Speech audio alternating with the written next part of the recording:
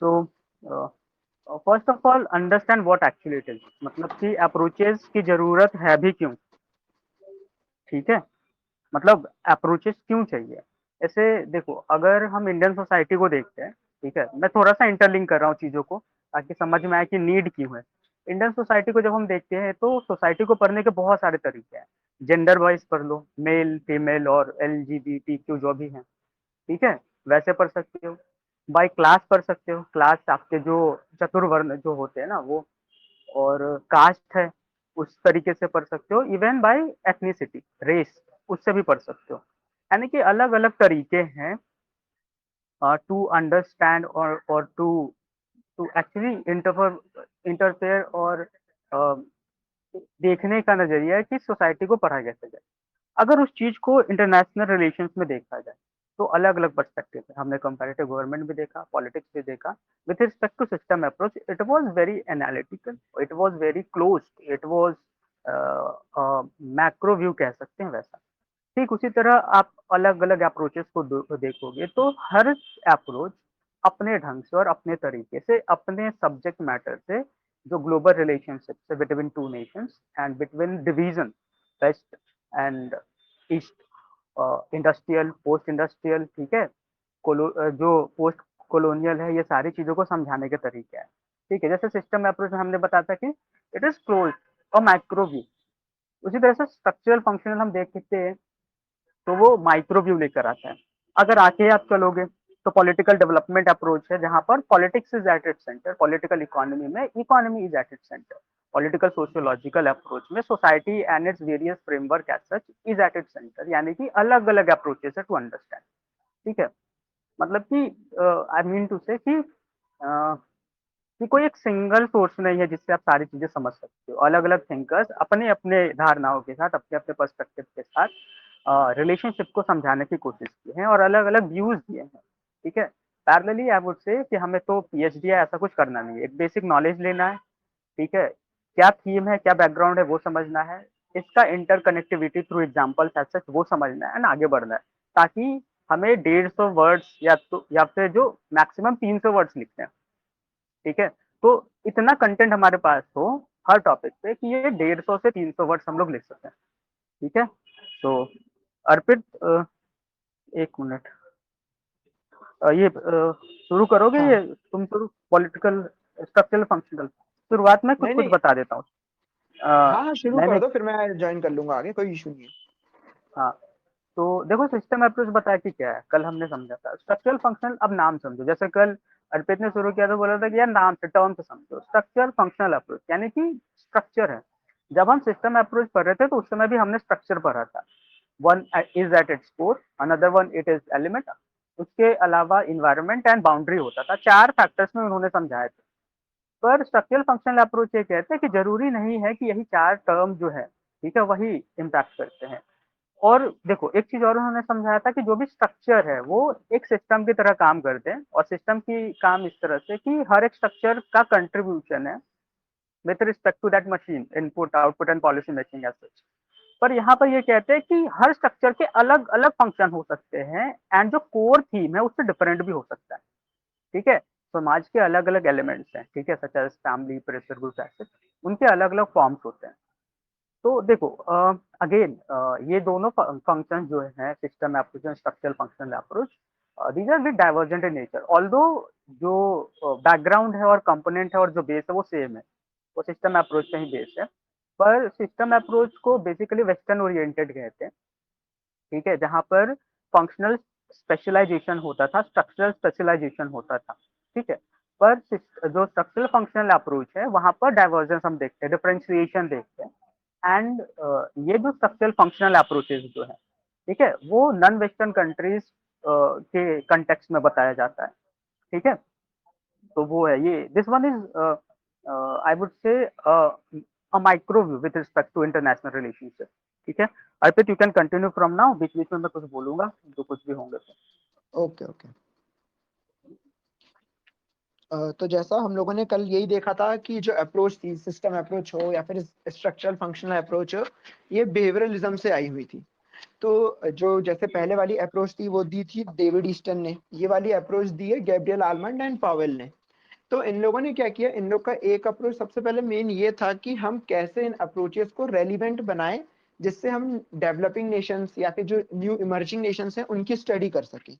अगर हम पुरानी कंटिन्यू करते रहेंगे तो वो हमें क्या दिखेगा कि वो लीगल इंस्टीट्यूशन वाली रहेगी। जैसे अभी हम बताया था कि इन सब में हमने क्या देखा है कि हमने स्ट्रक्चर देख रहे थे, हम स्ट्रक्चर पे फोकस कर रहे थे।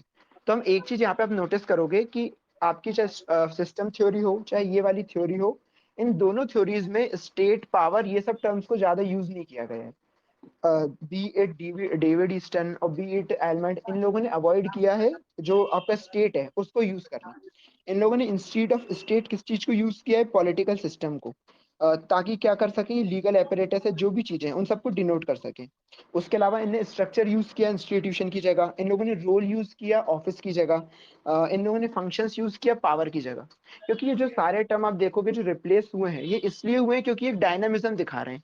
हमारा जो पुरानी अप्रोच थी जो ट्रेडिशनल थी एंड देन उसके सिस्टम अप्रोच भी आई, तो इन सब में एक प्रॉब्लम क्या थी, इन सब में कंसेप्चुअल इनएडिक्वेसी थी कि ये सारे सिस्टम की इंस्टीट्यूशंस की इन सब की बातें कर रहे थे बट ये बात नहीं कर रहे थे कि अगर इनमें कोई प्रॉब्लम आती है तो उसको कैसे समझोगे आप।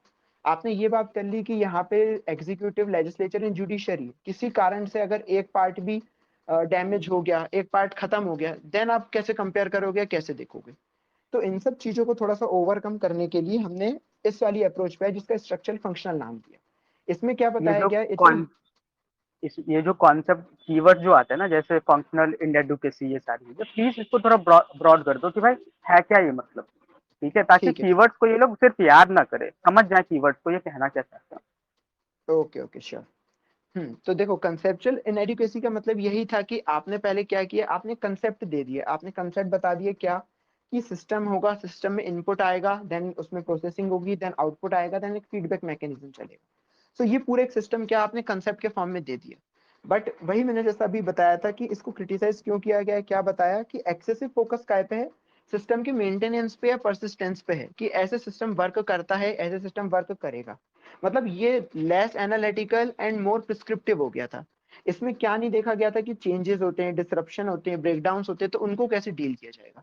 तो ये जो इनएडिक्वेसी थी ना, इसको हम कह रहे हैं इस फॉर्मेट में कंसेप्चुअल इनएडिक्वेसी थी, कि जो एक मेजर प्रॉब्लम हमको निकल के आई कि जो सिस्टम अप्रोच है उसको आप एक बहुत प्रीलिमिनरी लेवल पे तो अप्लाई कर सकते हो, but because of its conceptual inadequacy ये एक आगे वाले स्टेज पे या फिर ये सारे डेवलपिंग नेशंस के ऊपर यूज करना मुश्किल हो जाएगा। क्योंकि डेवलपिंग नेशंस में सिस्टम मेंटेनेंस से ज्यादा सिस्टम ब्रेकडाउन होता है। अगर हम आज के कंटेक्स्ट में देखें या लास्ट कुछ ईयर्स में आप देखोगे तो आपको कंटिन्यूअसली देखने को मिलेगा, बीट श्रीलंका, वहां पे आज भी तमिल सिन्हालीज इशू खत्म नहीं हुआ है, तो वहां पे अभी भी वो इशू चलता रहता है। अभी थोड़े टाइम पहले 21 से लेके अभी तक आप देखो जो इकोनॉमिक क्राइसिस चल रहा है श्रीलंका में, वहां पे भी क्या हुआ, वहां पे पूरा सिस्टम एक तरीके से ब्रेक डाउन हो गया था। इवन प्रेसिडेंट प्राइम मिनिस्टर तक का वहां पे कोई स्टेचर कुछ नहीं बचा था।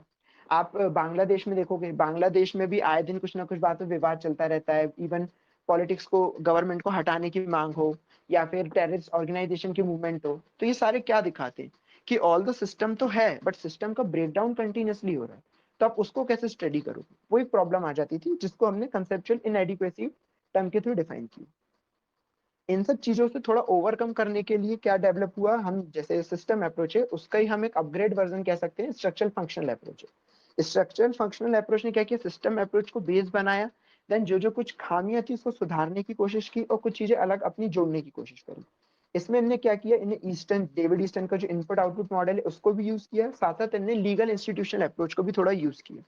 कैसे किया, इनने क्या बताया कि इन्हें वर्ड अपन वही देखेंगे कि स्ट्रक्चरल फंक्शन। इनने स्ट्रक्चर क्या बताया कि सारे कंट्रीज जो होती हैं, सारे नेशंस जो होते हैं, सब में कुछ ना कुछ स्ट्रक्चर होता है। B it developing, B it developed, कोई सी भी हो, सब में कुछ ना कुछ स्ट्रक्चर होगा। मतलब अपन एक की पॉइंट इसका ये कह सकते हैं कि all political systems have structure. ना सेकंड पॉइंट आया कि सारे जो स्ट्रक्चर्स होते हैं सब कुछ ना कुछ फंक्शंस करते हैं। एंड आप ओवरऑल एक देखोगे तो ऑल पॉलिटिकल कह सकते हो आपकी all these political systems are performing same political functions. एक ओवरऑल अपन जैसे कहें, आप ओवरऑल क्या कह सकते हो कि लॉ मेकिंग हो, लॉ एग्जीक्यूशन हो, लॉ एजुडिकेशन हो, ये सारे फंक्शंस होते हैं। तो स्ट्रक्चर में very but they are doing some same kind of functions. तो हम अब बेसिस क्या बनाएंगे, हम बेसिस ये बनाएंगे कि किन किन फंक्शंस के ऊपर हम कंपेयर करें। Example, we can compare law making in western countries and non western countries. Even we can compare law making and law execution in Western countries and western countries, non western countries and non western countries. हम आज की तारीख में हम देखें, अगर हमें बात करनी हो, हम जैसे देखें इंडिया को एग्जांपल लें और हम चाइना को एग्जांपल लें। हमारे इंडिया में अगर हम लॉ मेकिंग की बात करें तो हमारा पूरा प्रोसेस होता है जहाँ पे एक लेजिस्लेचर में बिल इनिशिएट होने से लेके उसके ऊपर डिस्कशन से लेके देन उसका पास होना, पूरा प्रोसेस होता है। बट इवन हम अगर हम दूसरे हैंड पे देखें चाइना में, तो वहां पे हमें ऐसा नहीं दिखता। वहां पे एक जो मोनोलिथिक पिरामिडिकल स्ट्रक्चर बना हुआ है उसमें काम होता है, पॉलिट ब्यूरो ने बताया कुछ, वो डिसीजन ले लिया गया एक डिक्टेटरशिप स्टाइल में, देन वो नीचे तक फ्लो के आएगा और उसको नीचे वाले लेवल तक उसको अप्लाई करना पड़ेगा। तो हम ये सब क्या देख रहे हैं कि ऑल द स्ट्रक्चर तो है बट फंक्शंस वेरी कर। तो ये इस पूरी अप्रोच का मेन था। तो आपको इसमें वही की टर्म देख रहे हैं, स्ट्रक्चरल एंड फंक्शन, कि ये क्या क्या कहना चाह रहे हैं। ओके, देन उसके बाद एक और इसमें की पॉइंट ये था, ये बताया गया कि जितने भी पॉलिटिकल स्ट्रक्चर्स होते हैं सारे मल्टी फंक्शनल होते हैं। मल्टी फंक्शन जैसे मैंने यही बताया कि लॉ बनाना हो, उसमें कुछ और काम करना हो, उसके अलावा ये तो हो गई अपनी जिसको अपन कहते हैं स्टेट वाली बॉडी हो गई। नॉन स्टेट एक्टर्स होते हैं उनका भी बहुत सारा काम होता है। आप जैसे कि मान लीजिए सिविल सोसाइटी ऑर्गेनाइजेशन होंगे, प्रेशर ग्रुप होंगे और इंटरेस्ट ग्रुप हो सकते हैं, पॉलिटिकल पार्टीज होती हैं। ये सारे भी कुछ ना किसी रूप में फंक्शंस कर रहे हैं। They are acting in one और अनदर वे, चाहे वो किसी तरीके से इन्फ्लुएंस करना हो या फिर इन्फ्लुएंस होना हो। तो ये सारी चीजों को क्या किया गया है, इसमें इंक्लूड किया गया है, राइट। उसके अलावा ये बताया गया कि जितने भी पॉलिटिकल सिस्टम्स होते हैं सारे मिक्स्ड होते हैं कल्चरल सेंस में, कोई मोनोलिथिक टाइप का नहीं होता। एग्जाम्पल जैसे इंडिया का माना जाए तो इंडिया में जब ब्रिटिशर्स थे, तो ब्रिटिशर्स ने जो उनका सिस्टम था यहाँ पे इम्पोज किया, इंडिया ने उनका कुछ सिस्टम खुद उठाया एंड खुद अपना जो सिस्टम था उसको यूज किया।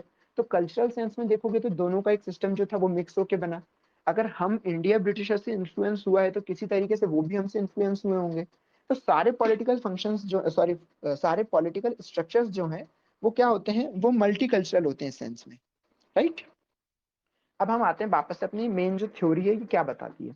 जो मेन अप्रोच है, मेन अप्रोच ने क्या किया, इसने भी मेन जैसे मैंने बोला था कि डेविड ईस्टन का इनपुट आउटपुट मॉडल यूज किया। अब इसमें भी इनपुट आउटपुट मॉडल में क्या किया इन लोगों ने, जो पहले हमारे फंक्शन हमने जो नॉर्मल देखे थे कि रेगुलेटिव फंक्शन हो, ओबीडियंस टू लॉ हो, पार्टिसिपेशन हो, ये सब हो। अब इनने इसको और एक बहुत स्ट्रक्चरल वे में, एक बहुत अच्छे वे में समझाने की कोशिश करी कि क्या क्या हो सकता है इनपुट एंड देन क्या क्या आउटपुट निकल सकता है। तो इसमें इन लोगों ने मेन क्या थे, चार इनपुट फंक्शंस बताए थे। चार इनपुट फंक्शंस क्या थे, सबसे पहले मेन फर्स्ट था political socialization and recruitment, second was interest articulation, third was interest aggregation and fourth was political communication। तो शॉर्ट में बस इन चारों को फटाफट से देख लेते हैं कि होते क्या क्या थे ये। क्या होता था, सबसे पहले जैसे आया पॉलिटिकल सोशलाइजेशन। अब पॉलिटिकल सोशलाइजेशन का मतलब क्या होता है कि वो प्रोसेस जिसके थ्रू आप अपने पॉलिटिकल सिस्टम को जानते हो। जैसे कि आप घर पे हो अभी, हम इतने समझदार हो चुके हैं, हम इतना जानते हैं कि हमारे यहाँ डेमोक्रेसी है, हमारे यहाँ वोटिंग कैसे होती है, हमारे यहाँ सिस्टम कैसे वर्क करता है। बट अर्लियर टाइम में जैसे हम अपनी पुराने समय की कुछ बात करें तो हमें इतना नहीं पता होता था। हम जानते थे कि हाँ, हमने ये देखा कि हमारे पेरेंट्स वोट देने जा रहे हैं, तो हमें ये पता चला कि क्या there is something like voting in our country. उससे क्या होगा, हम कभी पेपर पढ़ेंगे, हमने पेपर में देखा कि ये चुनाव जीत गए और ये नेता बन गए या फिर ये पीएम बन गए, सीएम बन गए। तो क्या होता है, फैमिली हो गई या फिर एजुकेशन इंस्टीट्यूट हो, चर्च हो, पीयर ग्रुप हो, इन सब के थ्रू हम क्या जानते हैं कि हमारा पॉलिटिकल सिस्टम क्या है। So this is basically political socialization, the process by which we come to know about our political system. Okay, then इससे रिलेटेड आता है पॉलिटिकल रिक्रूटमेंट। लाइक आपने जान लिया पॉलिटिकल सिस्टम क्या होता है। Now if you want to join the political system, the process the by which a person join the political system is known as political recruitment, right. Political recruitment के लिए आप अलग अलग मैनर होते हैं, जैसे आप जो भी समझते हो कि वो इलेक्शन के थ्रू हो सकता है। आप अगर प्रेशर ग्रुप हो तो फिर आप अपनी पॉलिसीज के थ्रू इंटरेक्ट कर सकते हो, जुड़ सकते हो। अगर आप कोई और किसी फॉर्म में हो तो आप इन्फ्लुएंस कर सकते हो या फिर पार्टिसिपेट कर सकते हो। तो ये सारी क्या चीजें कहलाती हैं, political socialization and political recruit. Then उसके बाद सेकंड आता है इंटरेस्ट आर्टिकुलेशन। अब क्या होता है कि वेरियस ग्रुप्स हैं, जैसे अभी हम बात कर रहे थे कि सोसाइटी को देखने के अलग अलग नजरिए हो सकते हैं। आप कास्ट से देख सकते हो, आप क्लास से देख सकते हो, आप रीजनल ग्रुप से देख सकते हो, लिंग्विस्टिक ग्रुप से देख सकते हो, एथनिक ग्रुप से देख सकते हो। ठीक है, तो इन सब ग्रुप्स के क्या होंगे, अपने अपने कुछ इंटरेस्ट होते हैं। हर ग्रुप अपना, या फिर अगर इंडिविजुअल भी है तो वो चाहता है कि उसका इंटरेस्ट सामने आए, वो इंटरेस्ट अपना बताए, देन उसको जो उसकी डिमांड है वो फुलफिल होके मिले। बट ऐसे इंटरेस्ट को तो हर कोई नहीं पहुंचा सकता, या फिर हर इंटरेस्ट जो भी है या फिर जो डिमांड है उनको इसी रूप में डायरेक्ट जो अथॉरिटी है उस तक नहीं पहुंचाया जा सकता। तो ऐसे में जरूरत होती है कि इंटरेस्ट को आर्टिकुलेट किया जाए, जो इंटरेस्ट है उन सबको एक सही मैनर में, एक सही अरेंज्ड वे में लाके फिर पेश किया जाए। तो ये काम कौन करता है? ये सबसे बड़ा काम करता है pressure group and interest group जो होते हैं। उसमें भी हमने देखा है कि प्रेशर ग्रुप इंटरेस्ट ग्रुप भी 4 टाइप के होते हैं, associational, non associational, institutional, anomic. तो सब अपने अपने लेवल पे किसी ना किसी तरीके से क्या करते हैं, जो अपने मेंबर्स हैं, जो उनके इंडिविजुअल्स हैं, उनके इंटरेस्ट को आर्टिकुलेट करते हैं और एक जो अथॉरिटी है उसके सामने तक लेके जाने का ये लोग एक वे बना के देते हैं। देन नेक्स्ट आता है interest aggregation. Interest aggregation is a step ahead of interest articulation. अब आपको पता चल गया कि पूरी कम्युनिटी इसका ये इंटरेस्ट है। एग्जाम्पल के तौर पे आज हम देखें कि अभी दिल्ली में देखो, अब दिल्ली में कंटिन्यूसली बारिश एंड ऑल चल रही है, तो वहां पे मे बी स्लम जो एरिया होगा उन सबका एक कंसर्न ये है कि उनको ये पानी यहाँ से हटाना है, उनको अपना लाइवलीहुड सस्टेन करना है, उनको बेसिक फैसिलिटीज ये सारी चाहिए। तो ये उनका इनका इंटरेस्ट है। जब बहुत सारे लोगों का सेम इंटरेस्ट है तो उसको एक साथ माना गया। एक ओवरऑल आर्टिकुलेटेड इंटरेस्ट क्या है कि यहाँ पे बेसिक फैसिलिटीज एंड मेंटेनेंस को वापस से स्थापित किया जाए। ये हो गया इंटरेस्ट आर्टिकुलेशन। अब आता है इंटरेस्ट एग्रीगेशन। अब इन सब चीजों को लेके इन सबको पेश करना एंड इनको इनके ऊपर पॉलिसी फॉर्मुलेशन का काम करना या डिसीजन मेकिंग का काम करना, ये कौन करेगा? तो यहाँ पे काम आता है पॉलिटिकल पार्टीज का। तो मेनली इंटरेस्ट एग्रीगेशन का काम कौन करता है? यहाँ पर पॉलिटिकल पार्टीज करती है। ओके। देन हमारा आता है पॉलिटिकल कम्युनिकेशन। जो ऊपर के तीनों प्रोसेस हैं, political, socialisation, recruitment, articulation and aggregation, इन सबका जो एक रूट है वो होता है कम्युनिकेशन के थ्रू। तो पॉलिटिकल कम्युनिकेशन कैसे होगा कि आपको पता चले कि गवर्नमेंट की क्या पॉलिसीज है फर्स्ट, देन आपके क्या कंसर्न है वो आप पहुंचा पाओ। तो ये दोनों साइड से जो एक कम्युनिकेशन का मीडियम है, यही पॉलिटिकल कम्युनिकेशन। अब हम आते हैं कि हम ये जो पूरी थ्योरी देख रहे हैं, ये तो हम देख रहे हैं कि एक कंट्री के अंदर में हमने देखा, बट हम ये किस कंटेक्स्ट में पढ़ रहे हैं? हम ये पढ़ रहे हैं कि हम कंपैरेटिव पॉलिटिक्स देख रहे हैं कि ये सारे फंक्शंस हैं, ये 4 इनपुट फंक्शंस थे। तो ये इनपुट फंक्शंस जो हैं अलग अलग कंट्रीज में तो होंगे, सबकी कंट्रीज में होते हैं, हर चाहे डेवलप हो डेवलपिंग हो, सब में ये सारे फंक्शंस होने ही वाले। And there are certain structure जो ये सारे फंक्शन परफॉर्म करने वाला है। ओके। इसमें जैसे मैंने यही बताया था कि फैमिली हो गया, इंस्टीट्यूशन, पीयर ग्रुप हो गए, कम्युनिकेशन के लिए मीडिया हो गया, इंटरेस्ट आर्टिकुलेशन के लिए प्रेशर इंटरेस्ट ग्रुप हो गए, और एग्रीगेशन के लिए पॉलिटिकल पार्टीज हो गई। तो ये सारे स्ट्रक्चर है जो सर्टेन फंक्शंस कर रहे हैं, बट इन्हीं फंक्शंस में अंतर हो सकता है अलग अलग कंट्रीज में। एग्जाम्पल के तौर पर हम देखो, आज यूक्रेन देख सकते हैं, यूक्रेन रशिया का वॉर चल रहा है। यूक्रेन की अगर यूक्रेन के लोगों का कंसर्न है, उनका मेन अगर कंसर्न देखे तो उनको भी यही है कि पीस स्टेब्लिश हो वापस से, उनका लाइवलीहुड सस्टेन हो, जितनी जान माल की हानि हो रही है वो सब कुछ रुके, वापस से एक नॉर्मलाइजेशन आए। बट क्या वहां पे हम ये देख पा रहे हैं कि उनका जो इंटरेस्ट है वो आर्टिकुलेट हो पा रहा है, और क्या वो इंटरेस्ट एग्रीगेट होकर पेश हो पा रहा है? क्या वहां पे पॉलिटिकल, सोशलाइजेशन, रिक्रूटमेंट, इन सब की प्रोसेस चल रही है? नहीं चल रही। क्यों? क्योंकि हमने यही देखा था क्या हो रहा है कंट्रीज में। आज की कंट्रीज में आप देखोगे तो कंटिन्यूसली पॉलिटिकल जो स्ट्रक्चर है सिस्टम का ब्रेक डाउन होता है। तो ऐसे टाइम पे स्ट्रक्चर है, फंक्शंस है, बट क्या वो फंक्शन सही तरीके से हो पा रहे हैं? तो इस बेसिस पे हम कंपेयर कर सकते हैं इंडिया और चाइना का। अगर हम माने जैसे कि डेवलपिंग कंट्रीज के कंटेक्स्ट में देखें, तो हम डेवलपिंग में क्या देखेंगे कि इंडिया में भी आप जैसे कोरोना का टाइम था तो इंडिया में लॉकडाउन लगा, चाइना में भी था, चाइना में जीरो कोविड पॉलिसी थी। इंडिया में कम से कम ये था कि अगर माइग्रेंट्स का इशू है तो उसको इंटरेस्ट को एग्रीगेट करने के लिए, आर्टिकुलेट करने के लिए प्रेशर ग्रुप से लेके, एनजीओ से लेके, इन सब लोगों ने काम किया था, वो गवर्नमेंट तक वो चीज पहुंची, जिसको हमने देखा, जिसको लेके गवर्नमेंट ने कई सारी पॉलिसीज निकाली, चाहे वो आत्मनिर्भर भारत की हो, स्वनिधि स्कीम हो, या फिर रेंटल हाउस बनाने की बात हो, ये सारी चीजें। बट वहीं on the other side China था। चाइना में क्या था? जीरो कोविड पॉलिसी थी। इवन अगर कोई मर रहा है तो मर जाए, बट उसको बोलने की आजादी नहीं है, कुछ नहीं। एक इंडिया ओपन सोसाइटी है तो China close society, communist dictatorial government. तो वहां पे क्या है, फंक्शन होते हुए भी फंक्शन सही तरीके से प्रॉपर काम नहीं कर पा रहे लोग। जो होना चाहिए वो फंक्शन ही नहीं हो रहा है। स्ट्रक्चर है बट फंक्शन जो होना चाहिए वो नहीं हो पा रहा है। तो हम यहाँ पे देखते हैं कि कैसे ये डिफरेंस हमको दिख रहा है, पता चलता है। कुछ एड ऑन करना है हर्ष? नहीं नहीं, यू कंटिन्यू, मैं कुछ कुछ इसको थोड़ा सिंप्लीफाई करूंगा आगे, पर आप करो नहीं। पहले। Okay sure. ठीक है, तो ये हम ऐसे देख सकते हैं डिफरेंस। अगर हम वहीं पे देखें, पहले क्या था, ये अप्रोच हमने मान के चल रहे थे कि ये तो सिर्फ डेवलपिंग कंट्रीज के लिए है कि डेवलपिंग को स्टडी करना है। बट आज के हम टाइम में देखेंगे तो आज के टाइम में डेवलपिंग हो चाहे डेवलप्ड हो, सबकी कंट्रीज में ये किसी ना किसी रूप में दिखता ही है। आप देख सकते हैं कि कैसे अमेरिका में जब ब्लैक राइट मूवमेंट था, उसके पहले फ्रांस में डेमोक्रेटिक मूवमेंट के लिए येलो वेस्ट मूवमेंट था। आप उसके अलावा अरब स्प्रिंग वाले एग्जाम्पल देखें तो इन सब में आपको देखने को मिलेगा कि ये जितने फंक्शंस हैं ये परफॉर्म हो रहे हैं किसी ना किसी अलग अलग रूप में। स्ट्रक्चर एंड फंक्शन यहाँ पे हमको क्लियरली कंपेयर करने के लिए दिख जाता है कि कैसे हम देख सकते हैं कि अलग अलग कंट्री में स्ट्रक्चर्स हैं और कैसे कैसे फंक्शंस हैं। ओके, तो ये हमारा पार्ट होता है इनपुट फंक्शन का। देन हम आते हैं आउटपुट फंक्शन पे। आउटपुट फंक्शन में क्या होगा, आपका यही चीजें हैं कि आप रिक्रूटमेंट, सोशलाइजेशन, ये सारी चीजें कर रहे हो। अब उनके ऊपर काम होना चाहिए। उनके ऊपर काम कैसे होना चाहिए, आपने डिमांड बताई, तो आपकी डिमांड के ऊपर उसको फॉलो ऑन करने के लिए कोई लॉ बनना चाहिए, कोई रूल रेगुलेशन कुछ बनना चाहिए। देन रूल रेगुलेशन बन गया तो उसका इम्प्लीमेंटेशन, उसका एग्जीक्यूशन होना चाहिए।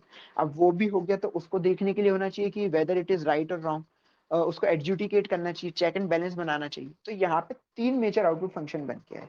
First is rule making, second is rule execution and third is rule adjudication. अगर हम सिंपल टर्म में कहेंगे तो हमारा जो आज हम सिस्टम देखते हैं वही हमें मिल रहा है तीन का। Rule making is related with legislature and some part also executive and judiciary. Second is rule execution, उसमें मेन फंक्शन है एग्जीक्यूटिव का and small part of legislature and judiciary. Third आएगा रूल एडजुडिकेशन, उसमें मेजर पार्ट आता है हमारे judiciary का and small part is of legislature and executive. Right, तो ये पूरा हमारा क्या हुआ, again input and output function पे वर्क हुआ। बट इसमें किसको हमने फोकस में रखा, पूरे स्ट्रक्चर को एंड फंक्शंस को। हमारा फंक्शंस क्या क्या हो गए, पॉलिटिकल, सोशलाइजेशन, रिक्रूटमेंट, कम्युनिकेशन, ये सारे इनपुट फंक्शंस हो गए। आउटपुट फंक्शन क्या हुआ, रूल मेकिंग, रूल एग्जीक्यूशन और रूल एडजुडिकेशन। दूसरे हैंड पे हम स्ट्रक्चर पे क्या हुआ, तो स्ट्रक्चर हमारे यहाँ सारे क्या थे, फैमिली था, पीयर ग्रुप थे, चर्च थे, मीडिया था, पॉलिटिकल पार्टी, प्रेशर ग्रुप थे। और हमारे आउटपुट फंक्शन में स्ट्रक्चर क्या था, लेजिस्लेचर, एग्जीक्यूटिव एंड जुडिशियरी। तो ये पूरा हमारा एक मॉडल जो था वो निकल के आया था इससे। ओके, अर्श आप कंटिन्यू कर दो इसके आगे। एक्चुअली मैं क्या ऐड करना चाहता हूँ ना इसमें कि हाउ टू यूज ये सारे जो पर्सपेक्टिव हैं स्ट्रक्चरल फंक्शनल अप्रोच को, इसको सवालों में कैसे यूज किया जाए, रैशनली या प्रैक्टिकली इसको कैसे यूज कर सकते हैं। अर्पित ने जो समझाया है वो टू द पॉइंट है कि चीजों को समझ सकते हो उस तरीके से, ठीक है। इवन कंटेम्पररी रेलेवेंस भी उसमें दिख रही है। पर एक चीज और चीजें ध्यान देना कि चीजों को ज्यादा कॉम्प्लिकेट नहीं करते, ठीक है। अगर बस डायग्राम से देखो तो इट इज लाइक कि everywhere political system is working, कहीं भी है। और पॉलिटिकल सिस्टम सिर्फ डेमोक्रेसी में वर्क नहीं करती, हर एक हर हर एक रूलिंग में, चाहे वो मोनार्की हो, चाहे वो ओलिगार्की हो, चाहे उसको कोई एलिटिस्ट चला रहा है या कोई भी चला रहा है, वहां पर भी पॉलिटिकल सिस्टम होगी। वहां पर भी कहीं ना कहीं से रूल्स रेगुलेशंस बनेंगे, चाहे वो फासिस्ट स्टेट ही क्यों ना हो, ठीक है। डिफरेंसेस यहाँ कहाँ से आ जाती है, तो कि कहाँ से चीजें हमारी डिमांड आ रही है, ठीक है। जैसे जैसे ये जो डिमांड है वो कितना डिसेंट्रलाइज्ड है, ठीक है। जैसे कि अगर फासिस्ट जगह पर देखोगे, जहाँ फासिज्म है, वहां पर जो डिमांड होती है वो सेंट्रलाइज होती है, ठीक है। जो नीचे तबके के जो लोग होते हैं उनको पावर नहीं होता है कि वो आप इनपुट कर दो अपने पॉलिटिकल सिस्टम में कुछ डिमांड ले, ठीक है। जिसको हम वो जो पॉलिटिकल कल्चरल अप्रोच है उसमें भी उस चीजों को देखेंगे। मीनवाइल यहाँ पर हम ये देखते हैं कि देखो ये जो स्पेशलाइजेशन ऑफ फंक्शंस है वो डेवलपिंग कंट्रीज और डेवलप्ड कंट्रीज में अलग अलग है, ठीक है। एंड जो डेवलपिंग कंट्रीज के कंटेक्स्ट में इन्होंने ये सारी चीजें बताई है जो मल्टीपल फंक्शंस है। अब किस जगह पर ये चीजें कितनी स्पेशलाइज्ड है, किस जगह पर ये जो इनपुट का जो यूज है, ये इनपुट का जो फंक्शन है वो कितना ओपन है, ठीक है। जैसा डेवलपिंग कंट्रीज में भी बहुत सारी हमारे पास हायरार्की है। कल मैंने जो बताया था ना कि देखो पाकिस्तान, हमारे साउथ एशिया में पाकिस्तान अलग डेवलप कर रहा है, बांग्लादेश अलग कर रहा है, इंडिया अलग कर रहा है। एंड इन तीनों जगहों पर जो इनपुट के व्यूज हैं वो अलग अलग है, ठीक है। कहने का मतलब कि कहीं पर ये ज्यादा स्टैंडर्ड है, कहीं पर कम है, and that's why we can differentiate, ठीक है। अब ये पहला हो गया इनपुट कि यार ये तो अलग अलग है कहीं कहीं पे, ठीक है। आया ही क्यों है, टू मेंशन डिफरेंस, ठीक है, क्योंकि अलग अलग कंट्रीज में ये जो इनपुट के व्यूज हैं वो अलग अलग है, कहीं पे स्टैंडर्ड है कहीं पे नहीं है। That's why you can differentiate. Second part है आउटपुट वाला, जो ये तीनों है, मेकिंग, एग्जीक्यूशन एंड एडजुडिकेशन। कहाँ पर ये तीनों ज्यादा स्टैंडर्ड है, कहाँ पर, जैसे अब आप पाकिस्तान के एग्जाम्पल लोगे, वहां पर जो आर्म फोर्सेस हैं जिनका काम कुछ और है, वो आपके एग्जीक्यूटिव भी काम कर रहे हैं, लेजिस्लेटिव भी कर रहे हैं, यानी कि फंक्शनल स्पेशलाइजेशन भी नहीं है। एंड ये जो आउटपुट की जो मशीनरी है वो भी परफेक्टली वर्क नहीं कर रही। इंडिया के कंटेक्स्ट में हम देखें तो बैलेंस ऑफ पावर है, ठीक है। यहाँ पर भी स्पेसिफिक मतलब कि मूलतः हम ये नहीं कहते कि तीनों अलग अलग है, तीनों अपने अपने ही काम कर रहे हैं, ठीक है। डिफरेंसेस भी है, बट मेक श्योर ये होता है कि जो आर्टिकुलेशन है वो परफेक्टली अलाइन हो विद डेमोक्रेटिक फ्रेमवर्क। तो स्ट्रक्चरल फंक्शन अप्रोच की नीड ही यही है कि वो डिफरेंशिएट करता है अलग अलग कंट्री को with respect to a system which was inspired from David Easton based on input. What actually is input? It is demand for certain things or certain policies, programs, etc., which is supported by certain section of the society. That can be आपके peasants हो सकते हैं, that can be lower strata of the society. वो आपके policies में निकलती है। Policies वहां पर स्पेसिफिकली उन्होंने बता दिया कि हाँ ये XYZ होंगे, पर यहाँ पर बता रहे कि जो पॉलिसीज की फॉर्मुलेशन होती है उसमें भी लेयर है। ठीक है, layer in terms of someone will execute, someone will legislate, someone will like articulate etcetera. तो अलग अलग चीजें हैं। ठीक है, अब के कहीं कहीं पर ये चीजें वेल स्टेब्लिश्ड होंगी जिसको हम परफेक्ट डेमोक्रेसी कहते हैं, कहीं पे नहीं होगी जिसको थिंकर्स ने डेमोक्रेटिक डिके या फिर डेवलपमेंट ऑफ अंडर डेवलप या ऐसी कुछ पर्सपेक्टिव उन्होंने दे दिया, प्रिज्मेटिक सोसाइटी कह दिया।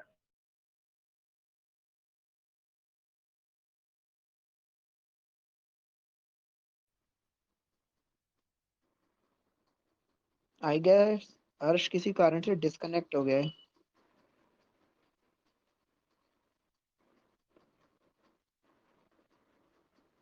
कहाँ तक मैं था, मतलब कहाँ तक सुने थे? आवाज आ रही? हाँ हाँ, कंटिन्यू कंटिन्यू। हेलो, कहाँ तक मैं था जहाँ मैं डिस्कनेक्ट हो गया था शायद? अच्छा, मुझे याद नहीं मैं कहाँ तक था, पर चलो मैं एक चीज और जो लास्ट में समझा रहा था कि how to connect it with global arenas, global development से कैसे कनेक्ट कर सकते हो। पॉलिटिकल सिस्टम सिर्फ एक सोवरेन स्टेट में नहीं होता। हम देखते हैं कि पॉलिटिकल सिस्टम हमारे इंटरनेशनल रिलेशंस में भी होते हैं विद रिस्पेक्ट टू इंस्टीट्यूशन, वो भी एक पॉलिटिकल सिस्टम के कंटेक्स्ट में काम करते हैं। पेपर 2A के सबसे लास्ट वाले सेक्शन में कंटेम्प्रेरी ग्लोबल कंसर्न्स पर होंगे, जिसमें हमारे एनवायरनमेंट से रिलेटेड पर्सपेक्टिव हम देखते हैं। उसमें गवर्नेंस ऑफ ग्लोबल कॉमन्स करके एक पर्सपेक्टिव आती है, जहां पर जो ग्लोबल कॉमन है जैसे एयर, वाटर एक्सेट्रा, इन सबको डेवलप करना या इन सबको प्रिजर्व करने से रिलेटेड एस्पेक्ट्स को हम पढ़ते हैं। ठीक है, तो अगर उसको यहाँ इंटर रिलेट कर दो, ठीक है, कि देयर इज इनपुट, ओके, कि ग्लोबल कॉमन्स को हमें प्रिजर्व करना होगा, ये अलग अलग जगहों से आएगी। ठीक है, with respect to social aspect as well. ठीक है, इसको कोई कम्युनिकेट भी करेगा, इनके पर्सपेक्टिव को कोई एग्रीगेट भी करेगा जो ग्लोबल पॉलिटिकल फॉर्मेशन होंगी वैसे। ठीक है, एंड उसके बाद जो आउटपुट फंक्शन होगा उसमें मेकिंग, एग्जीक्यूशन, एडजुडिकेशन, यानी कि हमारे पास बहुत सारे मैकेनिज्म भी है ना। जो कल अनक्लॉज वगैरह बता रहा था, वो क्या है? क्या वो रूल बना रहा है? नहीं, what they are doing, they are like adjudicating ना। Okay, someone who is making laws such as UN, वो हमारे लॉज वगैरह बनाते हैं कि किस तरह से काम करने वाली है, ट्रीटीज बनाते हैं। एंड हु एग्जीक्यूट, हमारे पीस कीपिंग फोर्सेज हैं या फिर और भी अलग हमारे इंटरनेशनल प्रेशर ग्रुप्स हैं, वो करते हैं। तो ये है, अगर कोई इसमें क्वेरीज है तो मत पूछना क्योंकि आगे और पढ़ाना है, लास्ट में हम लोग देखेंगे। ठीक है, Arpit, we can continue with next one, political development approach. Okay sure. हाँ, बस एक चीज मैं और बताना चाहूंगा इसी थ्योरीज में कि हमने देखा जैसे ये थ्योरी भी आई थी, देन इसके भी क्रिटिसिज्म जो आए थे वो ऑलमोस्ट सिमिलर थे जो सिस्टम्स अप्रोच के क्रिटिसिज्म थे। तो प्रीवियस ईयर का इसमें क्वेश्चन भी था कि structural functional approach to political analysis focuses more on status quoism and less on change, elucidate. So आप लोग सब एक बार इस क्वेश्चन को सर्च करना या फिर रीड करना एंड देन इसको अटेम्प्ट करने की कोशिश करना। इसमें भी क्योंकि वही हाँ, चीजें जो थी ना, जो हमने देखी थी पिछले वाले अप्रोच में, जो जो मेन प्रॉब्लम थी वही इसमें भी प्रॉब्लम देखी गई थी, क्योंकि इसमें कीवर्ड ही लिखा है status quoism and less on change. तो उसी प्रकार से इसको भी देखना कि इसमें क्या क्या कंसेप्चुअल इनएडिक्वेसीज थी, कहाँ पे ये बायस्ड हुआ या कहाँ पे इसका रेलिवेंस कम हुआ, वो सब चीजें हमें इस वाले क्वेश्चन में इंक्लूड करना पड़ेगी और एक्सप्लेन करना पड़ेगी। ओके, अब हम आते हैं नेक्स्ट अप्रोच जो हमारी है political development approach. Political development approach का भी क्या है कि आप इस सब चीजों को ना एक सीरीज के फॉर्म में देखते चलना कि पुरानी अप्रोचेस जो आ रही हैं सब में कुछ ना कुछ कमी है, और आगे वाली अप्रोच ये ट्राई करेगी कि उसमें हम कुछ ऐसा ऐड कर दें या कुछ ऐसा अप्रोच बताएं जिससे हम बाकी प्रॉब्लम से ओवरकम कर पाए। अब क्या हुआ था कि जब डीकोलोनाइजेशन हो गया, वर्ल्ड वॉर खत्म हो चुके, नए कंट्रीज इमर्ज हो गए, वहीं पे वेस्टर्न कंट्रीज अभी भी उसी फॉर्म में प्रिवेल कर रहे हैं, वहां पे उनका एक सिस्टम है। तो क्या हुआ, अब ये देखा गया कि पॉलिटिकल सिस्टम्स जो हैं वो ठीक है, पॉलिटिकल सिस्टम्स का लेवल क्या क्या है, मतलब कौन सा पॉलिटिकल सिस्टम किस लेवल पे प्रिवेल कर रहा है, the level of development and modernization they are having with them. उसके बेसिस पे क्या किया गया, उसके बेसिस पे ये देखना शुरू किया गया कि हम देखें कि पॉलिटिकल सिस्टम्स या जो पॉलिटिक्स है वहां पर वो कितनी डेवलप्ड है। अब मेनली क्या था कि अगर पॉलिटिकल डेवलपमेंट को हम देखेंगे तो वो ट्रांजिशन टुवर्ड डेमोक्रेटिक पॉलिटिक्स को बेसिस बनाया गया उसका। मतलब पॉलिटिकल डेवलपमेंट में क्या था, तीन चीजों पे एम्फेसिस दिया गया। पहला था कि इंपॉर्टेंस ऑफ डेमोक्रेसी, सेकंड था importance of change in society, and third था dimension and the consequences of change in society. Because हम इसको किस टर्म में ले रहे हैं, हम इस टर्म में ले रहे हैं कि जैसे जैसे डेमोक्रेसी की तरफ मूवमेंट हो रहा है वैसे वैसे कंट्रीज क्या है वो एक डेवलप्ड पॉलिटिकल सिस्टम की तरफ फॉर्म कर रही है। तो इसको भी हमने कंपैरिजन बनाया कि किस कंट्री में कितना लेवल का डेवलपमेंट हो चुका है, कितना जो पॉलिटिकल सिस्टम है वहां पे कितने डेवलप डेमोक्रेसी की तरफ आप मूव करते जा रहे हो। अब इसमें क्या था, इसमें मेन जो लूसियन पाई और हटिंगटन और रिक्स, इन लोग का मेन कंट्रीब्यूशन था। तो लूसियन पाई ने क्या किया, इसमें तीन मेन जो पैरामीटर्स थे वो बताए पॉलिटिकल डेवलपमेंट के, कि पॉलिटिकल डेवलपमेंट हम कैसे मानेंगे। ऑब्वियसली आपको किसी भी चीज को नापना है मापना है तो आपको कुछ ना कुछ तो पैरामीटर चाहिए, कोई ना कोई आपके स्केल होना चाहिए जिसके स्केल पे आप दो चीजों को कंपेयर करके बोलोगे कि हाँ ये ज्यादा डेवलप्ड है ये कम डेवलप्ड है। तो उन्हीं को बेसिस लेके इन्हें तीन अपने जो थे पैरामीटर्स बताए। पहला था इक्वलिटी, सेकंड था कैपेसिटी एंड थर्ड था डिफरेंशिएशन। ओके, तो हम इन तीनों को थोड़ा थोड़ा देखते हैं क्या क्या था। तो पहला था इक्वलिटी। इक्वलिटी कहने का मतलब था पॉलिटिकल इक्वलिटी, कि मतलब कैसे कितनी कंट्रीज में मास जो है जो पीपल्स हैं उन सबको पार्टिसिपेट करने का मौका मिल रहा है। मतलब वी कैन से कि equality means political equality and which further means increase participation of people. अगर जैसे डेमोक्रेसी की हम बात करें तो डेमोक्रेसी का सबसे बेसिक यही होता है कि मैक्सिमम लोगों का पार्टिसिपेशन होना चाहिए। जैसे हम आगे एक पॉलिटिकल कल्चरल अप्रोच देखेंगे जो एलमंड की दी हुई थी, गैब्रियल एलमंड की, और वो रिलेटेड थी इससे स्ट्रक्चर से भी, क्योंकि हम जब देख रहे थे आर्टिकुलेशन एग्रीगेशन ये सब कुछ, सोशलाइजेशन रिक्रूटमेंट, तो उसके लिए क्या पॉलिटिकल कल्चर होना जरूरी है। जब एक पॉलिटिकल कल्चर होगा तब आप उसमें इंक्लूड होगे, तब आप उसको जानोगे। तो उसमें कितना पर्सन कैसे इंक्लूड हो रहा है, कितने ज्यादा लोग इंक्लूड हो रहे हैं, ये एक बेसिस हो सकता है। तो इसमें इक्वलिटी इस फॉर्म में बताई गई थी कि मैक्सिमम लोगों का अगर पार्टिसिपेशन कहीं पे ज्यादा है तो इट इज मोर डेवलप्ड, अगर नहीं है तो it is consider to be less developed. Okay, then आता है कैपेसिटी। कैपेसिटी होता है कि स्टेट की कैपेसिटी क्या है गवर्न करने की। मतलब कि अगर आप देखोगे कि जो western countries were more developed in then sense कि उनके इंस्टीट्यूशंस बने थे, उनके पास स्ट्रक्चर था, उनके पास प्रोसेसेस थी कि कैसे अपने जो लोग हैं उनको गवर्न करना है, कैसे प्रोसेस करनी है, कैसे आपको लॉ बनाना है, कैसे उसको एग्जीक्यूट करना है। बट जो मेजर प्रॉब्लम हमको देखने को आई वो आई थर्ड वर्ल्ड कंट्रीज, क्योंकि वहां पे पुअर कैपेसिटी थी। क्या होता है ना कि जैसे वेस्टर्न कंट्रीज थी उनका जो स्टेट का कंसेप्ट था तो वो उनका खुद का कंसेप्ट था जो उन्होंने खुद ने इवॉल्व किया था। बट थर्ड वर्ल्ड कंट्रीज जो थी उनके ऊपर वो इंस्टीट्यूशन ओरिजिनल नहीं था, इंडिजीनियस नहीं था, वो एक इम्पोर्टेड था, या फिर आप कह सकते हो इम्पोज्ड था। हमारे यहाँ ब्रिटिशर्स आए, ब्रिटिशर्स ने हमारा ऐसा सिस्टम बनाया, उनने बताया कि ऐसा एग्जीक्यूटिव पावरफुल होना चाहिए, जो लेजिस्लेचर है वो इससे थोड़ा सा कम पावरफुल होना चाहिए। इस तरीके से एक बनाया जिसको हम आगे देखते हैं तो बोलते हैं कि बोनापार्टिस स्टेट बनाया था, कि जहाँ पे एग्जीक्यूटिव तो बहुत पावरफुल होता है बाकी जो ऑर्गन्स होते हैं वो कम होते हैं। एग्जीक्यूटिव को पावरफुल क्यों बनाया गया था, क्योंकि ऑब्वियसली जो लोगों था उनको गवर्न नहीं करना था, उनको कंट्रोल करना था, उनको सप्रेस करना था। जो एडमिनिस्ट्रेटिव पोस्ट बनाई गई थी उनका काम मोर टू एक्सप्लॉइट था एंड लेस टू गवर्न था। तो ये सब चीजें क्या की हमने यही के यही इंस्टीट्यूशन इंपोर्ट कर लिए आज भी हमारी कंट्री में। हमारी कंट्री तो फिर भी काफी अच्छी है, आप वहीं पे देखोगे पाकिस्तान है, पाकिस्तान में आज आर्मी सबसे ज्यादा स्ट्रांग है, पुलिस फोर्स जो होती है वो स्ट्रांग होती है। ये फीचर्स होते हैं क्या कि बोनापार्टिस स्टेट के।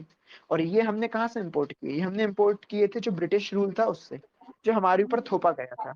तो ऐसी जो थर्ड वर्ल्ड कंट्रीज थी उनमें क्या हुआ, इसी कारण से कैपेसिटी या गवर्नमेंट का जो प्रॉब्लम था वो देखने को मिला, क्योंकि इंडिजीनियस इंस्टीट्यूट नहीं है, इम्पोज किया कॉलोनियल मास्टर ने। तो आप ऑब्वियसली उसमें ढले नहीं हो कि हमें कैसे इसको समझना है, कैसे इसे लिंक करना है, ये पॉलिटिकल कल्चर क्या है, हम इससे एडप्ट कैसे करें, इसमें रिक्रूट कैसे हो। तो ये सारी प्रॉब्लम आना शुरू हुई, तो इसको कहा गया क्या कि गवर्नेबिलिटी क्राइसिस कहा गया, कि गवर्न करने की एबिलिटी जो है वो काफी इसमें प्रॉब्लमेटिक है, वो उतनी डेवलप्ड नहीं हो पाई है जितनी कि बाकी कंट्रीज डेवलप्ड कंट्रीज में है या फिर वेस्टर्न कंट्रीज में डेवलप्ड है। मेजर प्रॉब्लम काय में आई थी थर्ड वर्ल्ड कंट्रीज में। हम इसमें एक और व्यू देखते हैं, जैसे एफ डब्ल्यू रिक्स का था, उन्हें प्रिज्मेटिक सोसाइटी का कंसेप्ट दिया था। तो प्रिज्मेटिक सोसाइटी क्या बताती है कि जो थर्ड वर्ल्ड कंट्रीज हैं वो कहीं बीच में रह गई हैं, neither they are completely traditional और primitive, neither they are completely modern, they are in between a prism. उनके यहाँ पे दोनों फंक्शंस देखने को मिल रहे हैं कि अगर आप देखोगे कि आप पॉलिटिकल सिस्टम है वो तो डेवलप्ड हो चुका है, बट जो सोसाइटी है it is still in traditional form. कैसे देख सकते हो, आज भी हम देखेंगे हमारे यहाँ पे, हम देखते हैं रिलीजन, कास्ट, इन सबका रोल कितना ज्यादा है पॉलिटिक्स में। अगर इसका एक स्टेप और आगे जाके देखें हम, जिसमें देखें पार्टीज के जो कोलिशन बनते हैं, अब वेस्टर्न कंट्रीज के कोलिशन जब हम देखते हैं, डिफरेंस देखते हैं ईस्ट और वेस्ट में, तो वेस्टर्न कोलिशन होते हैं वो क्या होते हैं, मेन आइडियोलॉजिकल बेस्ड होते हैं या फिर पावर के ऊपर बेस्ड होते हैं। बट हमारे यहाँ पे क्या होता है, हमारे यहाँ पे बेस्ड काय काय पे हो सकते हैं, कास्ट पे होते हैं, रिलीजन पे होते हैं। एग्जाम्पल देखो, जैसे एक अजगर कोलिशन था, अहीर, जाट, मुसलमान, राजपूत, ऐसा एक खाम था जिसमें क्षत्रिय, हरिजन, आदिवासी, मुस्लिम इन सबको ऐड किया था। तो ये कोलिशन काय के लिए थे, ये किस लिए मैंने सिर्फ पावर गेन करना है, और उसका बेसिस क्या था, उसका बेसिस हमारा बना था कि ये जो ट्रेडिशनल फीचर है, कास्ट हो गया, रिलीजन, एथनिसिटी, लैंग्वेज, ये सारी चीजें, तो ये चीजें क्या है आज भी रिवेल कर रही है, बट हम काय में पार्टिसिपेट कर रहे हैं, डेमोक्रेसी में। डेमोक्रेसी जिसको हम कंसिडर करते हैं which is a developed form of political system. तो ये सारी प्रॉब्लम्स क्या थी जो सामने आई, जिसको 2021 का क्वेश्चन था जिसमें क्लीवेजेस की बात की गई थी पॉलिटिकल सिस्टम को लेके, राइट। तो ये सारी चीजें क्या क्रिएट करती हैं, गवर्न एबिलिटी क्राइसिस क्रिएट करती है। जो कैपेसिटी का हम पार्ट देख रहे हैं कि जो कैपेसिटी टू गवर्न है वो थर्ड वर्ल्ड कंट्रीज में वीक है, वहीं दूसरी कंट्रीज जो वेस्ट वाली है उसमें थोड़ी सी पहले से स्ट्रांग है। और रीजन बेसिक क्या है कि वो जो है उनका system that is indigenous, and for third world country it is imposed system, right. अब थर्ड पॉइंट आता है दैट इज डिफरेंशिएशन। डिफरेंशिएशन को हम कह सकते हैं फंक्शनल स्पेशलाइजेशन। क्या मतलब कि separate department for separate function, कि एक फंक्शन के लिए एक व्यक्ति, एक फंक्शन के लिए एक व्यक्ति, सारे फंक्शंस के लिए एक डिपार्टमेंट, मिनिस्ट्री, इस तरीके से हमने डिवाइड करके रखा है। अगर यही चीज आप देखोगे, हमने ये सबसे पहले हमें ये चीज देखने को मिलती है प्लेटो के टाइम पे। प्लेटो ने भी फंक्शन स्पेशलाइजेशन की बात कही थी, जब myth of metals and soul का कंपार्टमेंटलाइज्ड किया था, तब यही बताया गया था कि एक एक अगर इंडिविजुअल पर्सन एक इंडिविजुअल काम कर रहा है, अगर वो उस चीज में स्पेशलाइज्ड है, दूसरा उसके में इंटरफेयर नहीं कर रहा, तो in such situation justice will prevail. और जब जस्टिस प्रिवेल करता है तो सोसाइटी जस्ट होती है, सोसाइटी जस्ट होती है तो सोसाइटी स्टेबल होती है। एक स्टेबल सोसाइटी एक सही गवर्नमेंट फॉर्म कर सकती है, और ऐसी गवर्नमेंट स्टेबल भी रहेगी और लोगों के वेलफेयर और जो गवर्न सही गुड गवर्नेंस के लिए काम करेगी। तो इसी में भी यही देखते हैं डिफरेंशिएशन की बात। डिफरेंशिएशन में क्या होता है कि अगर मोर फंक्शन स्पेशलाइजेशन है इट मीन्स मोर डेवलप्ड। मतलब आपके यहाँ अगर जुडिशरी, एग्जीक्यूटिव, लेजिस्लेचर तीनों अलग अलग बटे हुए हैं, उसके अलावा ब्यूरोक्रेसी अलग आपका काम कर रही है। आपका अगर आप देखो पीपीपी मोड में आप काम कर रहे हो तो आपका प्राइवेट अलग कर रहा है साथ में मिलके, आपका कोऑपरेटिव अलग कर रहे हैं, सिविल सोसाइटी अलग, वो सारे फंक्शंस अलग अलग सबको दे के रखे।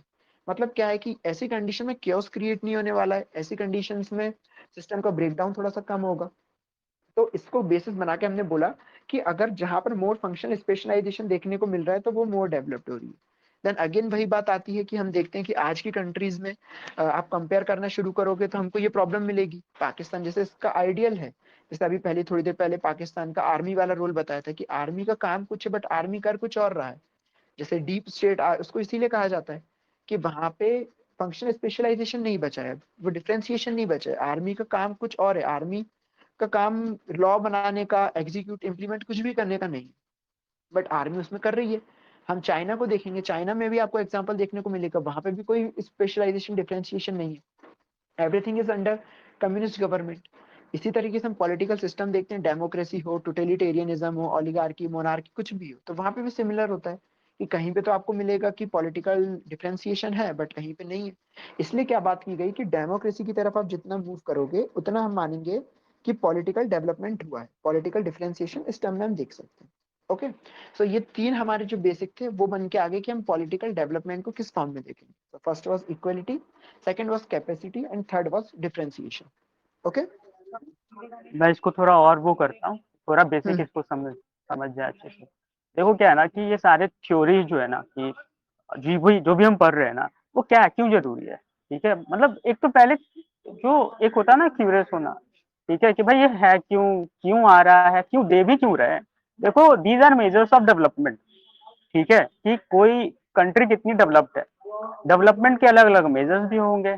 कोई पॉलिटिकली कितना डेवलप्ड है, कोई इकोनॉमिकली कितना डेवलप्ड है। तो इसमें हम अलग अलग पर्सपेक्टिव भरेंगे। देखो ये जो पॉलिटिकल डेवलपमेंट अप्रोच है, इसमें डेवलपमेंट इन व्हाट सेंस, पहले तो ये समझो कि ये किस तरह के डेवलपमेंट की बात कर रहे हैं। तो जब इसके थ्योरीज को पढ़ोगे ना, तो it is like with respect to democracy, ठीक है, it is like with respect to governance, वो कितना, अगर वो सही से काम कर रहा है तो वो कंट्री डेवलप्ड है, ठीक है। अब एक कुछ चीजें और ध्यान देना है इसमें। पहला चीज क्या है कि it is like cultural diffusion and adaptation. देखो कोई भी कंट्री को ज्यादा डेवलप्ड कहेंगे या पॉलिटिकली ज्यादा डेवलप्ड तभी कहेंगे अगर डिफरेंसेस अराइज हो रहे हैं एंड वो अडेप्ट भी हो रहे हैं। जैसे देखो हमने श्रीलंकन क्राइसिस जो बार बार हम देखते हैं, ठीक है, तो वहां पर डिफरेंसेस आए ना सिन्हालाज एंड श्रीलंकन तमिल्स में, पर वो अडेप्ट तो नहीं हुए, that's why they are not politically developed with respect to this theory. India में हमारे फार्म क्राइसिस हुए, फार्म लॉ से रिलेटेड, ठीक है, अभी मणिपुर का क्राइसिस हो रहा है। अब जस्ट इमेजिन मैं वो नहीं कह रहा, मगर अगर हमने इन सारे डिफ्यूजन्स को, कल्चरल डिफ्यूजन्स को अगर अडेप्ट नहीं करेंगे अगर हम लोग, तो हमारी डेमोक्रेसी क्राइसिस में आ सकती है, then we will not be considered as politically developed. Similarly emergency के वक्त हुआ, तो क्या हम कह सकते हैं डिफरेंसेस आई हैं, ठीक है।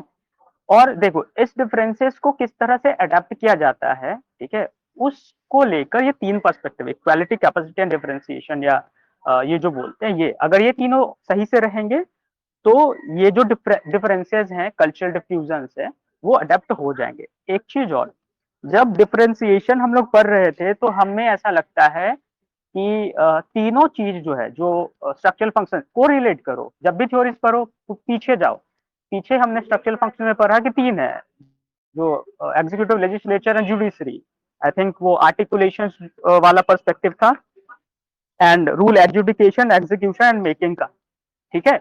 तो इनका डिफरेंशिएशन, फंक्शनल डिफरेंशिएशन जो वो हम पढ़ रहे थे, पर ये ध्यान रहना चाहिए कि it is not fragmentation, it is not isolation, it is integration, ठीक है। कि फ्रेगमेंटेड ना हो जाए कि तीनों अलग अलग काम कर रहे हैं, ठीक है, किसी को किसी से मतलब नहीं, ना ही आइसोलेशन हो जाए, ठीक है। इट इज लाइक इंटीग्रेशन, जैसे कि हमारी इंडियन डेमोक्रेसी है based on balance of power, ठीक है। Even in USA there is view of judicial review. तो इट इज लाइक कि फ्रेगमेंटेशन आइसोलेशन नहीं है, it is integration of various mechanism within a political machineries, तो उनकी integration. कुछ और पर्सपेक्टिव जो मैं देना चाहता हूँ पहले अगले थ्योरीज में जाने से पहले, कि इक्वालिटी के टर्म्स में सिर्फ ये नहीं है कि पार्टिसिपेशन और एक्टिव सिटीजन का पार्टिसिपेशन, इट इज अबाउट जो इक्वालिटी होनी चाहिए वो यूनिवर्सल होनी चाहिए, ठीक है। जो लॉ का जो एप्लीकेबल होना है वो यूनिवर्सल होना चाहिए, ठीक है। ये ना हो कि किसी एक तबके पे तो लग रही है, दूसरे पे ना लग रही हो। कहाँ है वो equality before law, what is this, कि सब लोग जो हैं वो लॉ के आगे इक्वल है, ठीक है। इक्वल प्रोटेक्शन ऑफ लॉ, सबको जो प्रोटेक्शन ऑफ लॉ मिलेगी इक्वली मिलेगी। ये हमें क्या दिखाता है कि इक्वालिटी प्रिवेल करती है, ठीक है। जैसे कि हम फ्यूडल सोसाइटीज में जाते हैं, तो जो लोअर स्टेटा ऑफ सोसाइटी होते थे उनको टैक्सेशन देना होता था, पर ऊपर वाले के लिए नहीं था, उनको टैक्स नहीं देना। तो क्या ये इक्वालिटी है? नहीं। अगर हम जो वर्ल्ड वॉर के अकॉर्डिंग जो 1950s की यूएसए देखेंगे, वहां पर ब्लैक राइट्स मूवमेंट चल रही है, ठीक है। वहां पर तो ये क्या दिखाता है कि भाई इक्वालिटी वहां नहीं है, क्योंकि जो बेसिक सिविल एमनिस्टीज मिलनी चाहिए वो उनको नहीं मिल रही है, दूसरों को मिल रही है। With respect to capacity, it is like effectiveness and efficiency in execution of policy making, यानी कि जो पॉलिसी मेकिंग है वो इफेक्टिवली, एफिशिएंटली एग्जीक्यूट किया जाए। ये ना हो कि आपने एग्जीक्यूशन जो करना है, आप जो कर रहे हैं वो कहीं पे काम कर रही है, कहीं पे कर ही नहीं रही, ठीक है। It is like capacity to impose laws, ठीक है, जो कहीं पे आपको दिखेगी कि सही से हो रही है, such as in India, such as in some sort of in USA, ठीक है, पर और कहीं कहीं ये दिखती नहीं। थर्ड वन इज डिफरेंशिएशन, जो मैंने आपको बताया, that is equal division with in government apparatus with distinct and limited function, सबके अलग अलग फंक्शन है, but it is not fragmentation integration, it is और आइसोलेशन बट इंटीग्रेशन।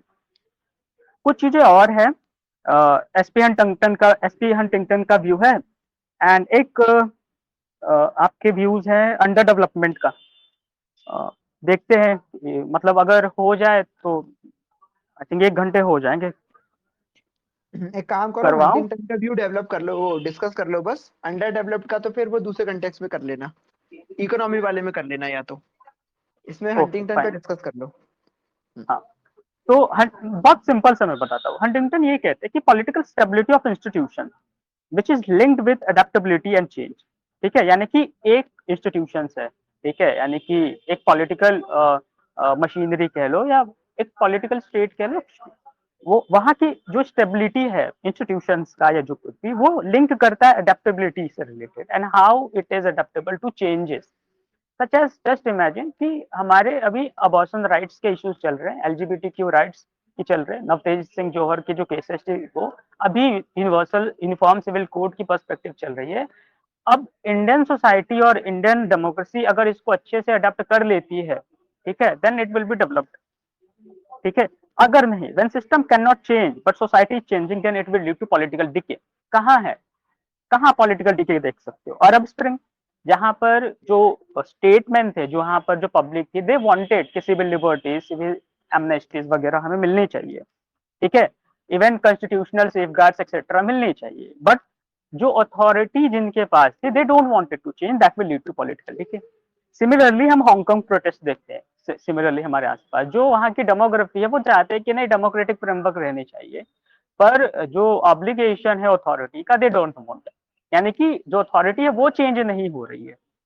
ठीक है, तो ये हम क्या कहते हैं कि पहली तो इक्वालिटी नहीं है, ठीक है, इवन कैपेसिटी। अब देखो एक चीज और चीज समझना, अगर जो हमारा पॉलिटिक्स है, हमारी जो सिस्टम है, वो अडेप्ट कर रही है चीजों को, तो ये तीनों चीज, इक्वालिटी, कैपेसिटी एंड डिफरेंशिएशन, वो काम करेगी। अगर वो नहीं कर पा रही है, ठीक है, देन ये तीनों में मिसमैच होंगे। ठीक है, ये डिफरेंट, ये एक फेनोमेना है जो एसपी हंटिंगटन का व्यू है। मार्क्सिस्ट पर्सपेक्टिव और अंडर डेवलपमेंट वाला वो पॉलिटिकल इकोनॉमी में कवर कर लूँ। अब बताओ मुझे, प्रोसीड हमें करना चाहिए या एक सेकंड बस, एक मिनट।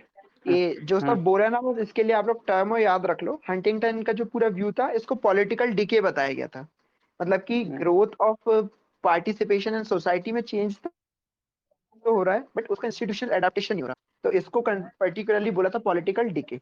एंड जब तीनों का जो पैरामीटर्स जो अपन ने बात की, उन तीनों के बीच जब मिसमैच होता है उनके ग्रोथ या डेवलपमेंट में, तो इसको रिग्स ने डेवलपमेंट ट्रैप कहा था। तो बस ये आप लोग हाँ टर्मिनोलॉजी याद कर लेना, कभी भी यूज करना हो तो आपको।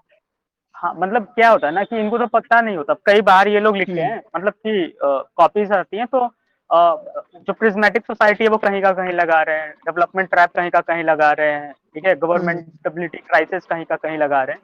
तो समझो पहले टर्म्स क्या है, क्या मतलब है, हर टर्म्स के पीछे बैकग्राउंड है, उसके बाद यूज करो, समझ में आएगा। तो ये पॉलिटिकल डेवलपमेंट था। मॉडर्नाइजेशन शायद अब कल करते हैं, हमें हाँ, लगता है कि कल ज्यादा करते हैं। टाइम लग, पर हम्म ओके फाइन, एक, करते हैं और क्या। एक काम करो, हाँ सबके बोलो। लिए क्वेश्चन दे दो, एक सब क्वेश्चन लिख के लाना, प्रीवियस ईयर का ही था, अपने अपने लेवल पे लिख अच्छा लेना सब लोग। सिंपल सा क्वेश्चन था, comment traditional approach and its significance. Simple सा, क्योंकि हम इतना पढ़ ही चुके हैं अभी ट्रेडिशनल अप्रोच, उसका सिग्निफिकेंस, तो सब लोग ट्राई करना एक बार ये क्वेश्चन। क्वेश्चंस मैं दूंगा नहीं, अब ये आप लोगों की रिस्पॉन्सिबिलिटी है कि अगर हम एफर्ट डाल रहे हैं, मतलब विथ रिस्पेक्ट की इतना कुछ मतलब कि टाइम दे रहे हैं, ठीक है, क्योंकि इस सेशन को बनाने से पहले भी हम 1-2 घंटा खुद इस पे मेहनत करना होता है। तो ये आपकी रिस्पॉन्सिबिलिटी है कि खुद से क्वेश्चन देखो, खुद से चूज करो एंड खुद से लिखो। अगर पार्टिसिपेशन आएगी तो देखेंगे, इवेलुएट करने की कोशिश करेंगे, नहीं तो भाई तो अलग ही बात है। ठीक है, तो वो है, बाकी वी विल एंड रुको,